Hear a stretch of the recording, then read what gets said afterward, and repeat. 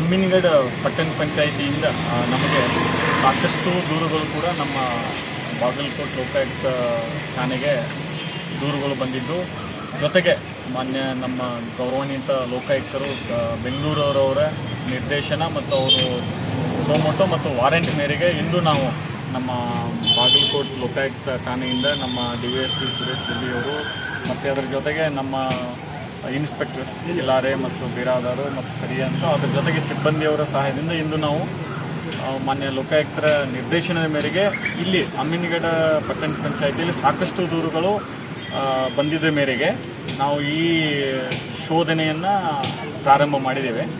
ಈ ಶೋಧನೆಯಲ್ಲಿ ಸಾಕಷ್ಟು ನಮಗೆ ಕೆಲವೊಂದು ಅರ್ಜಿದಾರಗಳು ಕೂಡ ನಮಗೆ ಭೇಟಿಯಾದರು. ಅದರಲ್ಲಿ ಸುಮಾರು ತಿಂಗಳುಗಳಿಂದ ಮತ್ತು ಸುಮಾರು ವರ್ಷಗಳಿಂದ ಕೆಲವೊಬ್ಬರಿಗೆ ಈ ಉತ್ತರ ಕೊಟ್ಟಿಲ್ಲ ಅಂತ ಹೇಳಿ ದೂರನ್ನು ಸಲ್ಲಿಸಿದರು. ಕೆಲವೊಂದು ನಿಯಮಬಾಹಿರವಾಗಿ ಕಟ್ಟಡಗಳನ್ನು ಕಟ್ಟಿದ್ದು ಮತ್ತು ರೆಸಿಡೆನ್ಷಿಯಲಲ್ಲಿ ಕಮರ್ಷಿಯಲ್ ಪರವಾನಗಿ ಕೊಟ್ಟಿದ್ದು, ಅದರ ಜೊತೆಗೆ ಗಾರ್ಡನ್ನಲ್ಲಿ ಖಾಸಗಿ ಕಟ್ಟಡ ಕಟ್ಟಿದ್ದಿರ್ಬೋದು ಅಂಥ ದೂರುಗಳು ಕೂಡ ನಮಗೆ ಸಾಕಷ್ಟು ಇಲ್ಲಿ ಸಿಕ್ಕಿದೆ ನಮ್ಮ ಶೋಧನೆಯಲ್ಲಿ. ಜೊತೆಗೆ ದಾಖಲಾತಿಗಳ ನಿರ್ವಹಣೆಯಲ್ಲಿ ಕೂಡ ಕೆಲವೊಂದು ಲೋಪದೋಷಗಳು ಕಂಡು ಬಂದಿದ್ದವು. ಜೊತೆಗೆ ಇನ್ನೂ ನಾವು ಈ ಸೈಟ್ಗಳ ರಿಲೇಟೆಡ್ ಕೂಡ ನಾವು ಸ್ಥಳ ಪರಿಶೀಲನೆ ಮಾಡ್ತೀವಿ. ಇನ್ನೂ ಈ ನಮ್ಮ ಶೋಧನೆ ಮುಂದುವರಿತಿದೆ.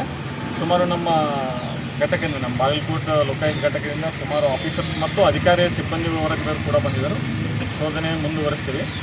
ನಾನು ಐ ರಿಕ್ವೆಸ್ಟೆಡ್ ಆಲ್ ಅಮ್ಮಿನಗಡ ಜನರಿಗೆ ಏನು ಹೇಳೋದು, ನಿಮ್ಮಲ್ಲಿ ಏನಾದರೂ ಈ ನಿಮ್ಮ ಯಾವುದೇ ಸರ್ಕಾರಿ ಕಚೇರಿಯಲ್ಲಿ ತಮ್ಮ ಕೆಲಸಗಳು ಪೆಂಡಿಂಗ್ ಇಟ್ಕೊಂಡು ಆಗದೇ ಇರೋದಂಥ ಸಂದರ್ಭದಲ್ಲಿ ನೇರವಾಗಿ ನಮ್ಮ ಲೋಕಾಯುಕ್ತ ಪೊಲೀಸ್ ಸ್ಟೇಷನ್ ಬರ್ಬೋದು, ಅಥವಾ ನಮ್ಮ ಮೊಬೈಲ್ ನಂಬರ್ಗಳು ಕೂಡ ಡಿಸ್ಪ್ಲೇ ಮಾಡಿದ್ದೀವಿ ನಮ್ಮ ಆಫೀಸ್ ಮುಂದುಗಡೆ. ಅದು ಮೊಬೈಲ್ ನಂಬರ್ಗೆ ಕೂಡ ನೀವು ಎನಿ ಟೈಮ್ ನಮ್ಗೆ ಕಾಲ್ ಮಾಡ್ಬೋದು. ಪೆಂಡೆನ್ಸಿ ವರ್ಕ್ ಇದ್ದರೂ ಕೂಡ ಕಾಲ್ ಮಾಡ್ಬೋದು. ಮತ್ತು ಏನಾದರೂ ದೂರ ಇತ್ತಂದರೆ ಸರ್ಕಾರದ ಹಣ ಯಾವುದೇ ಒಂದು ಕೆಲಸದಲ್ಲಿ ದುರ್ಬಳಕೆ ಆಗಿತ್ತಂದ್ರೆ ಕೂಡ ಆ ವಿಷಯ ಕೂಡ ನಮಗೆ ತೊಗೊಂಬಂದು ನಮ್ಮ ಠಾಣೆಗೆ ದೂರನ್ನು ಸಲ್ಲಿಸ್ಬೋದು. ಈ ವಿಷಯ ಅಮ್ಮಿನಗಡ ಪಟ್ಟಣ ಪಂಚಾಯಿತಿ ಸಂಬಂಧಪಟ್ಟಂಗೆ ಯಾವುದೇ ದೂರುಗಳಿದ್ದರೆ ನಮ್ಮ ಠಾಣೆಗೆ, ನಮ್ಮ ಲೋಕಾಯುಕ್ತ ಪೊಲೀಸ್ ಸ್ಟೇಷನ್ ನೇರವಾಗಿ ಬಂದು ಕುರಿತು ಅರ್ಜಿ ಸಲ್ಲಿಸುವಂತ ರಿಕ್ವೆಸ್ಟ್ ಮಾಡ್ತೀನಿ. ಜೊತೆಗೆ ನಮ್ಮದು ಲೋಕಾಯುಕ್ತ ವೆಬ್ಸೈಟಲ್ಲಿ ಎಲ್ಲ ಅಧಿಕಾರಿ ವರ್ಗದವ್ರದ್ದು ಮೊಬೈಲ್ ನಂಬರ್ಗಳು ಕೂಡ ಇರ್ತಾವೆ. ಎನಿ ಟೈಮ್ ದೂರದಾರರು ಲೋಕಾಯುಕ್ತ ಘಟಕದಲ್ಲಿ ಇರ್ತಕ್ಕಂಥ ಎಲ್ಲ ಅವ್ರು ಕೆಲವೊಂದು ಗುರ್ತಿರಲ್ಲ ಯಾವ ವಿಷಯ ಎಲ್ಲಿ ಹೋಗ್ಬೇಕಂದ್ರೆ, ಅದು ಏನೇ ಇದ್ರೂ ಅಲ್ಲಿ ಎಲ್ಲ ಯಾವ ವಿಷಯಗಳನ್ನ ಘಟಕಕ್ಕೆ ಬರಬೇಕು ಲೋಕಾಯುಕ್ತ ಘಟಕ ಕೂಡ ಅಲ್ಲಿ ವೆಬ್ಸೈಟಲ್ಲಿ ಎಲ್ಲ ಹಚ್ಚಿದರು. ಮತ್ತು ಈ ಅಮ್ಮಿನಗಡ ಪಟ್ಟಣ ಪಂಚಾಯತ್ ಸಂಬಂಧಪಟ್ಟಂಗೆ ಏನೇ ದೂರುಗಳಿದ್ದರೆ ನೇರವಾಗಿ ನಮ್ಮ ಠಾಣೆಗೆ ಬಂದು ದೂರನ್ನು ಸಲ್ಲಿಸ್ಬೋದು ಅಂತ ನಾನು ರಿಕ್ವೆಸ್ಟ್ ಮಾಡ್ತೀನಿ. ಇಲ್ಲಿ ಕೆಲವೊಂದು ದೂರುದಾರರು ಬಂದಿದ್ದಾರೆ, ಅಂದರೆ ಅವರಿಗೆ ಸುಮಾರು ವರ್ಷದಿಂದ ಹೇಳಿದ್ರು ಈ ಉತ್ತರ ಕೊಟ್ಟಿಲ್ಲ ಅಂತ ಹೇಳ್ತಾರೆ. ಅದನ್ನೇ ನಾವು ಕೇಳ್ತಿದ್ದೀವಿ ಅಧಿಕಾರಿಗಳು, ನೀವು ಈ ಉತ್ತರ ಕೊಡಬೇಕಂದ್ರೆ ಏನೇನು ಪ್ರೊವಿಷನ್ಸ್ ಇದೆ, ಆ ಡಾಕ್ಯುಮೆಂಟ್ ಸಬ್ಮಿಟ್ ಮಾಡಿದಾರಿಲ್ಲ ಅನ್ನೋದು ಅವ್ರಿಗೆ ಹಿಂಬರ ಕೊಡಬೇಕಂತ ಅದೇ ಪರಿಶೀಲನೆ ಮಾಡ್ತಿದ್ದೀವಿ. ಇನ್ನು ಕೆಲವೊಬ್ಬರಿಗೆ ಈ ಸ್ವತ್ತು ಕೊಡುವಲ್ಲಿ ಕೂಡ ವಿಳಂಬ ಆಗಿದೆ. ಮತ್ತು ಜೊತೆಗೆ ಕಮರ್ಷಿಯಲ್ ರೆಸಿಡೆನ್ಷಿಯಲಲ್ಲಿ ಕಮರ್ಷಿಯಲ್ ಕೂಡ ಕೆಲವೊಂದು ಕನ್ಸ್ಟ್ರಕ್ಷನ್ ಪರ್ಮಿಷನ್ಸ್ ಇದೆ ಅಂತ ಹೇಳ್ತಾರೆ. ಅದನ್ನೆಲ್ಲ ಏನಿದೆ ನಾವು ಪರಿಶೀಲನೆ ಮಾಡ್ತೀವಿ. ಅಧಿಕಾರಿಗಳ ಜೊತೆ ಈ ದೂರು ಕೂಡ ನಮ್ಗೆ ಪ್ರತ್ಯೇಕವಾಗಿ ನಮ್ಮ ಲೋಕಾಯುಕ್ತ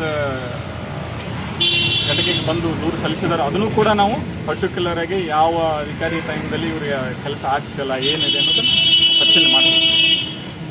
ಸರ್, KDP ಪ್ರಗತಿ ಪರಿಶೀಲನಾ ಸಭೆಯಲ್ಲಿ 2 ದಿವಸಕ್ಕೊಮ್ಮೆ ನೀರು ಬಿಡ್ತೀವಿ ಅಂತೇಳಿ ಇದನ್ನು ಮಾಡ್ಯಾರೆ. ಬಟ್ ಇಲ್ಲಿ 2 ದಿವಸಕ್ಕೊಮ್ಮೆ ನೀರು ಬರ್ತಾರೆ.